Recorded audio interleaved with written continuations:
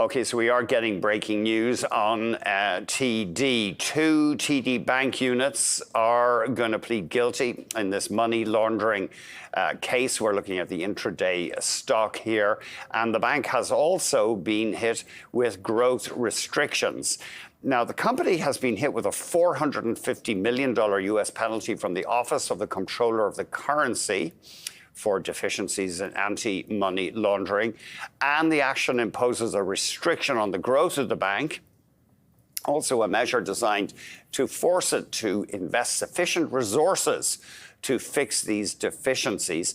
The actions apply to TD Bank NA and TD Bank USA.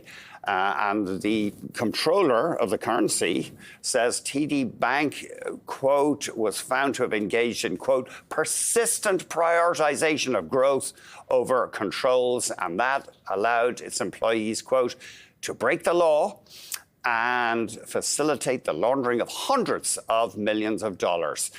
And, oh my goodness, this is harsh stuff. And again, quote, the bank's blatant risk management failures attracted illicit actors and are egregious and unacceptable. Now, this is just all I'm talking about here. The $450 million fine is from the Office of the Comptroller of the Currency. So this is kind of a moving target here.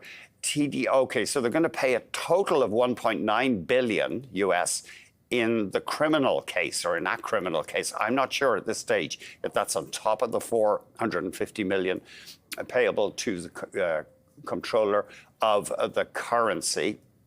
It also, the Office of the Comptroller is also placing an asset cap on TD Bank North America and TD Bank USA.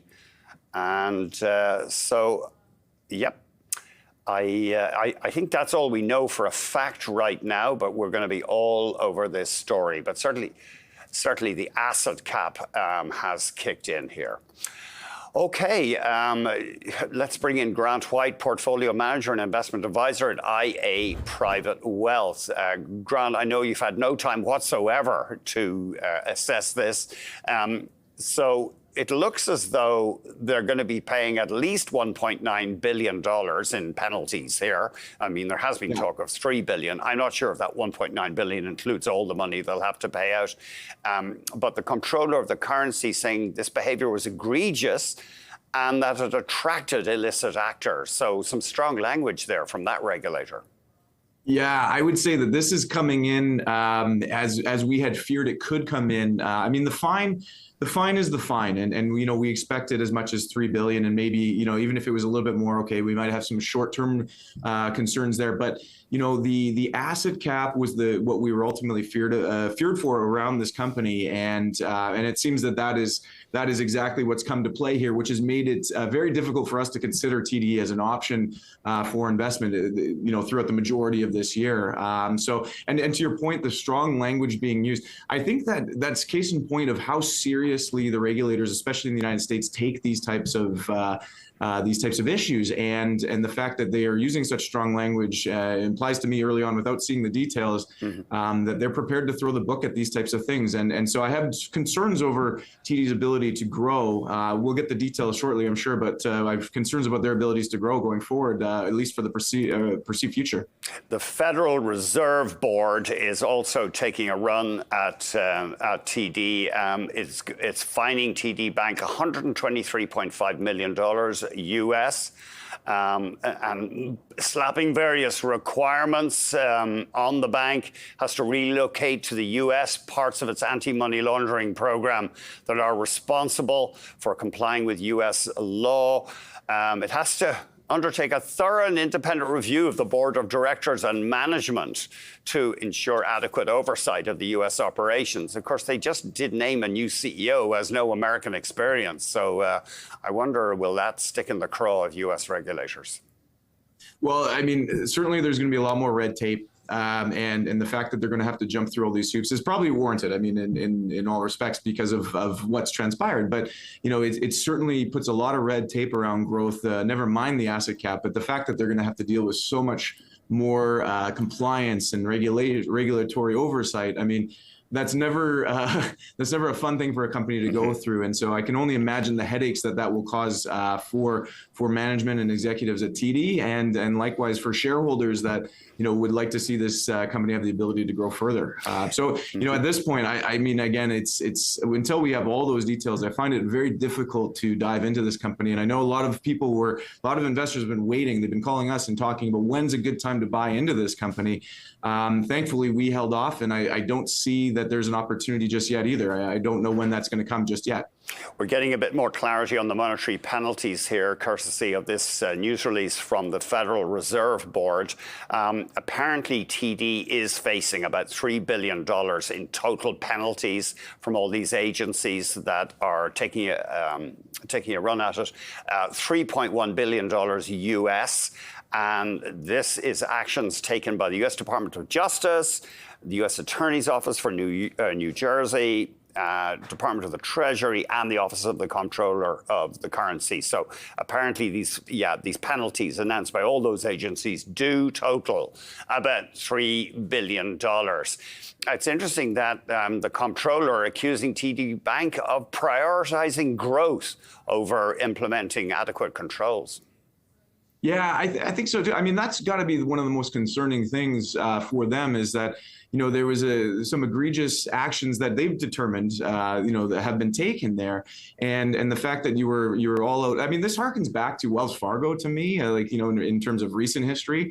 It reminds me a lot of that same story where the push was for growth at all out costs, basically, and it seems that TD has acted very similarly, or at least that's what the findings are. It said this has been growth at all costs, but to the point of obviously in their minds it's invited in bad actors and bad activities.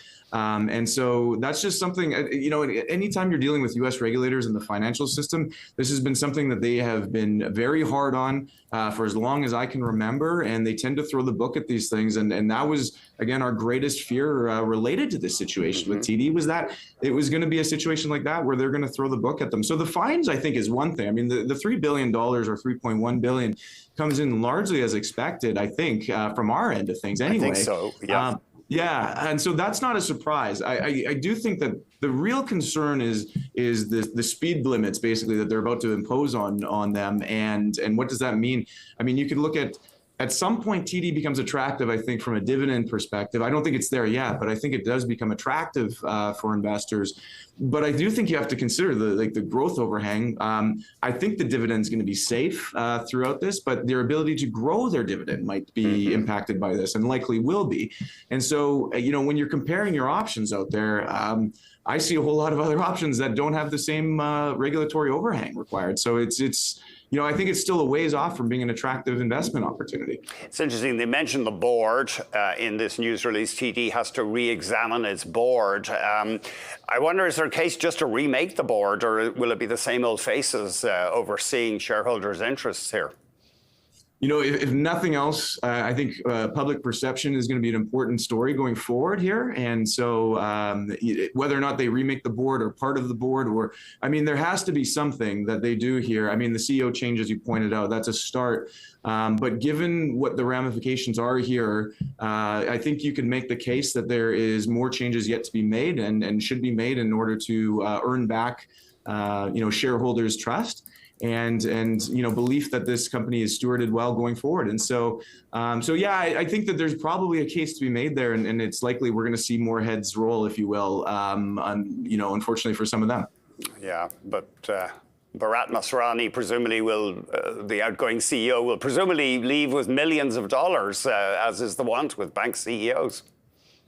Yeah, well, executive compensation, I think, is something that every investor needs to be looking at. Especially when you're looking, well, any publicly traded company. I mean, we're still in the overhang of the Jack Welch era from GE, and I think that you have to be mindful of the fact that how much skin does a CEO or any executive have in the game here. And so it is something that we look for in our companies. We love founder-led companies, and you don't really get that obviously when you're dealing with banks. But you do want to have a company that they don't make more money by getting walked out the door from a CEO perspective. That'd be ideal, right?